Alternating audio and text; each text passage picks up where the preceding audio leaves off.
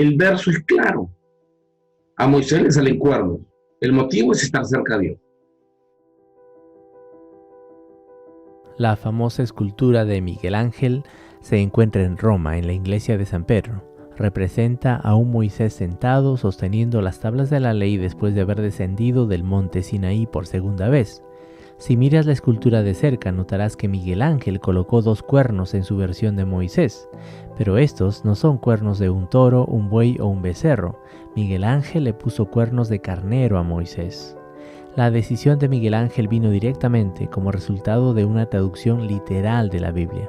Jerónimo, en su traducción llamada la Vulgata Latina, tradujo literalmente el verbo carán como salir o producir cuernos, sin tomar en cuenta el contexto y la intención del autor.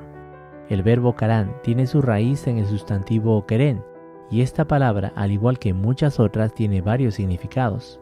Según el diccionario etimológico del rabino Matilyahu Clark, esta palabra puede tener hasta 5 significados diferentes. Entonces, ¿cómo podemos determinar cuál es la traducción correcta para esta palabra? Leer hebreo no te ayudará en nada si no entiendes el contexto del pasaje y lo que el autor quiere comunicar o la intención del autor. Lo mismo sucede con muchas palabras en español. Por ejemplo, la palabra carta tiene varios significados. Puede referirse a una correspondencia, a un juego de mesa o al menú de un restaurante.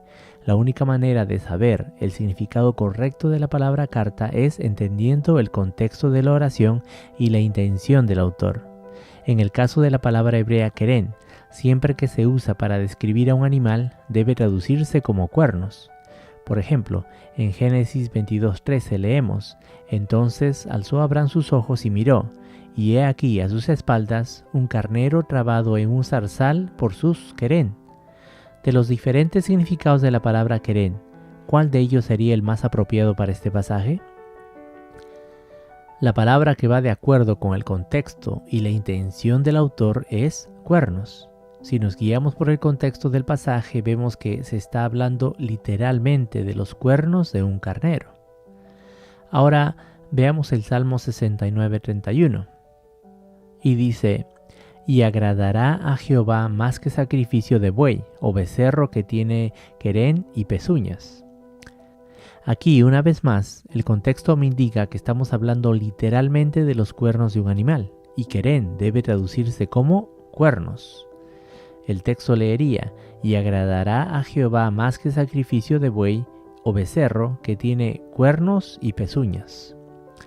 Ahora veamos 1 Samuel 2:1. «Y Ana oró y dijo: mi corazón se regocija en Jehová, mi querén se exalta en Jehová». De los diferentes significados de la palabra querén, cuernos, no parece ser el apropiado en este pasaje. El contexto del pasaje no está diciendo que fueron cuernos los que le brotaron a Ana. El contexto del versículo me indica que la mejor traducción para este pasaje sería poder, y el texto leería: «Y Ana oró y dijo: mi corazón se regocija en Jehová, mi poder se exalta en Jehová». Al traducir un texto escrito hace miles de años atrás, es necesario tener claro el contexto en el cual se usa la palabra, para entender el mensaje que el autor trata de comunicar. En otras palabras, es el contexto lo que determina el significado de la palabra y por ende el mensaje del texto, y no la palabra lo que define el significado del texto. Ahora veamos otro ejemplo donde cuernos no es la traducción apropiada para la palabra querén. Habacuc 3:4. Empezando a la mitad del versículo 3 dice: «Su gloria cubrió los cielos, y la tierra se llenó de su alabanza, y el resplandor fue como la luz, querén salían de su mano». Si usamos el contexto del pasaje, ¿cuál sería el significado adecuado para esta palabra? ¿Son literalmente cuernos los que salen de la mano de Dios?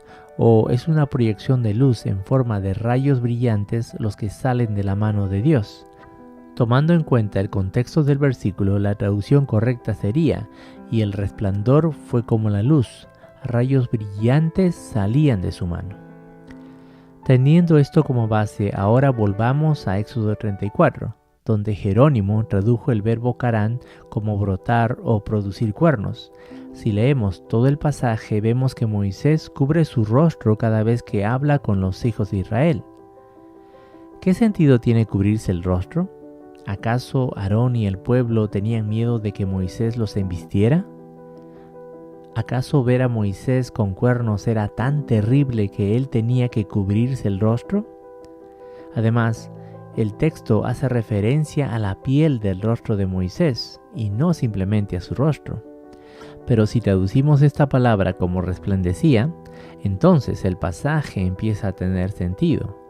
Era el resplandor de la piel del rostro de Moisés lo que asustaba a los hijos de Israel, y esa era la razón por la cual él se cubría el rostro. Los hijos de Israel no tenían miedo de ser embestidos por los cuernos de Moisés, porque Moisés no tenía cuernos. La lectura figurativa del sustantivo querén, vista en 1 Samuel 2:1 y Habacuc 3:4, debe aplicarse de manera similar al verbo carán en Éxodo 34.